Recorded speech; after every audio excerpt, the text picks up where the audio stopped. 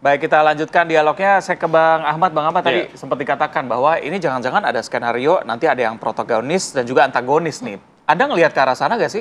Sebenarnya sebelum ke sana ini kan usulan melakukan mediasi dengan pendekatan restoratif justice itu kan usulan yang sia-sia menghabiskan energi bangsa yang percuma begitu. Kenapa? Karena secara objektif dan subjektif syaratnya tidak terpenuhi. Tadi sudah dikatakan objektifnya kan minimal yang ancamannya 5 tahun ini diberi pasal 12 tahun, 8 tahun. Objektif nggak mau. Yang kedua secara subjektif, nggak perlu dua pihak yang nggak setuju. Satu pihak saja nggak setuju, nggak jadi nih barang gitu. Artinya justru kita bertanya motifnya apa gitu loh. Tim reformasi Polri masuk ke ranah-ranah yang sebenarnya itu sangat ya sepele lah. Harusnya kan fokus kepada bagaimana kinerja Polri, kelembagaan, SDM, anggaran, terutama masalah kinerja. Kalau yang dimaksud kasus ini dijadikan sebagai batu loncatan atau batu ujian untuk menilai kinerja Polri yang selama periode Jokowi ya 10 tahun terakhir gemar melakukan kriminalisasi, maka kasus ini menjadi contoh kriminalisasi di kasus klien kami. Setidaknya ada dua hal sekaligus. Pertama, kriminalisasi, suatu tindakan yang bukan kejahatan dipaksa menjadi laporan. Yang kedua, ketidakadilan, tidak ada equality before the law. Yang dilaporkan Bareskrim terkait 263 tidak diproses, yang pemalsuan 311310 diproses lebih cepat dan kemudian sampai tersangka. Bukan hanya itu, di sana ada selundupan pasal 32, 35 yang ancamannya lebih dari 5 tahun, yang kemarin sempat gempar apakah akan jadi ditahan atau tidak, walaupun akhirnya tidak ditahan begitu. Sekali lagi tidak ditahan ya. Kemudian saya lanjutkan bahwa itu yang membuat apa? Harusnya fokusnya kepada apa? Soalan yang harus dipersiapkan untuk menuju ke persidangan. Nah, misalnya mengamankan persidangan bagaimana? Karena ini kan nanti atensinya besar. Mengantisipasi kalau ada tindakan-tindakan yang kemudian itu bisa mengganggu jalannya persidangan bagaimana? Media perannya bagaimana? Jangan sampai nanti media tidak boleh meliput dengan alasan ABCD. Nah, bagaimana persiapan persidangan dan seterusnya. Walaupun saya setuju tadi yang disampaikan Bang Ade masih lama. Kenapa? Ahli saja yang kami ajukan ada 4 belum diperiksa. Saksi ada 4 yang belum diperiksa. Belum lagi di luar itu tersangka di layer pertama ini belum juga diperiksa. Kapan Bang rencananya informasi dari Polda sudah adakah? Belum, nah kemarin itu kami kan menyerahkan permohonan mengajukan ahli dan saksi yang meringankan. Nanti kan ada feedback. Memang dalam surat kami minta Polda untuk memberi panggilan dalam waktu yang cukup. Karena kalau ahli itu ada 2 hal yang harus kami siapkan.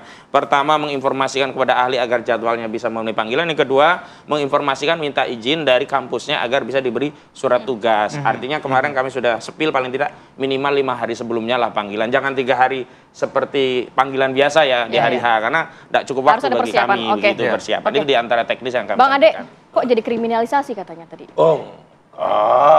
Ini kan persoalan hukum. Kalau semua laporan itu adalah kriminalisasi, kita harus memikirkan korbannya juga dong. Kan ini ada korbannya, ada 2 pihak. Nggak berdiri sendiri antara polisi dan pihak terlapor. Kan ada pelapornya.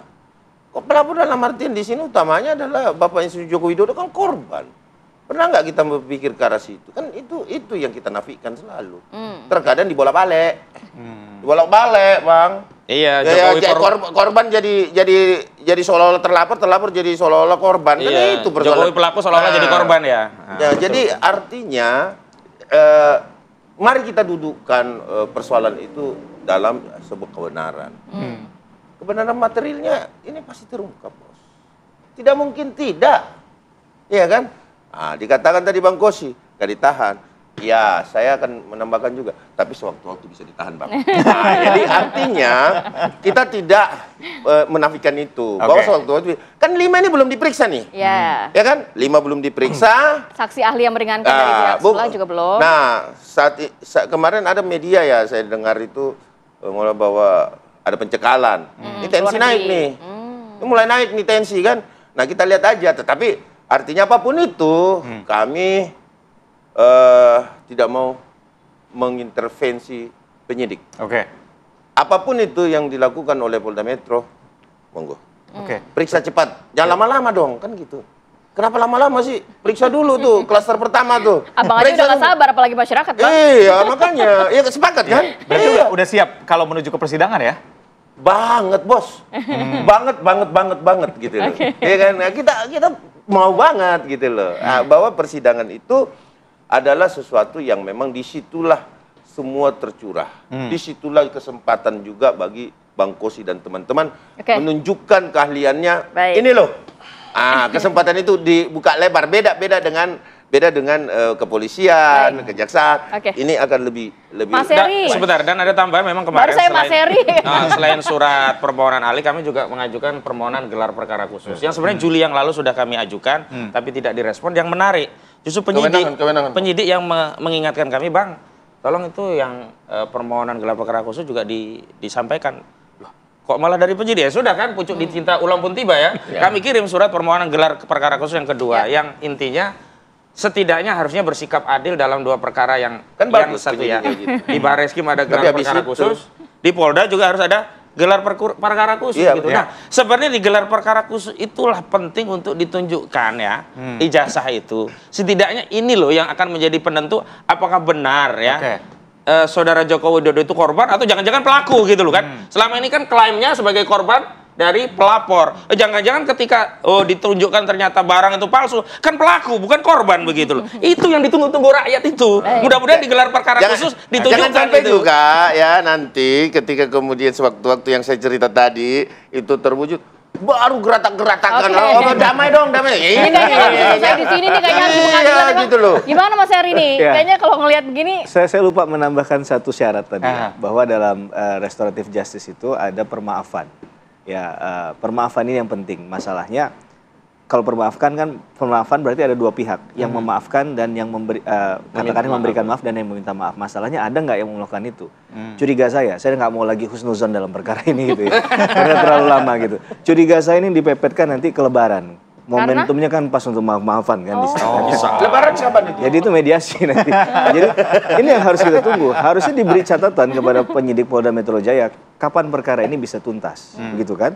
Dalam 2 bulan kah, 3 bulan kah? Walaupun itu tidak lazim, tapi saya juga berpraktik gitu ya. Tidak ada perkara yang menurut saya benar-benar lambat dan tidak bisa diselesaikan. Karena pasti ada solusinya. Jadi tidak ada perkara yang lambat tapi bisa cepat atau super cepat bahkan. Tergantung intensinya, atensinya seperti apa. Jadi ini catatan penting agar ini tidak berlarut ya kan. Tidak nanti ada lagi beberapa pihak lagi yang kemudian masuk menemukan solusi yang padahal dalam kasus ini menurut saya hanya 2 pihak saja nih. Antara Bang Rosuryo dan kawan-kawan tadi dengan Pak Jokowi. Tinggal itu yang bermain di sini. Kalau mereka sudah mengemukakan semua bukti yang mereka miliki, apalagi yang ditunggu? Pertanyaan kan itu. Jadi jangan ini akhirnya dramanya makin panjang begitu. Walaupun saya diundang juga sama TV One.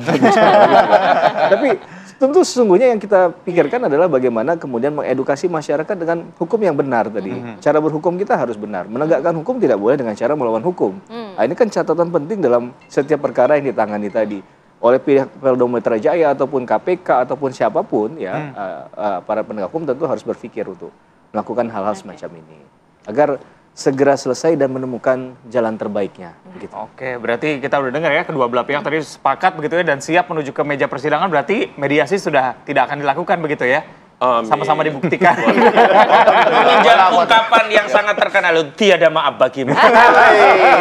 Tapi jangan ada dusta di antara kita. Yang dusta Anda saja, kita kagak. Baik, terima kasih banyak Bapak sudah hadir pagi hari ini. Sehat selalu. Assalamualaikum.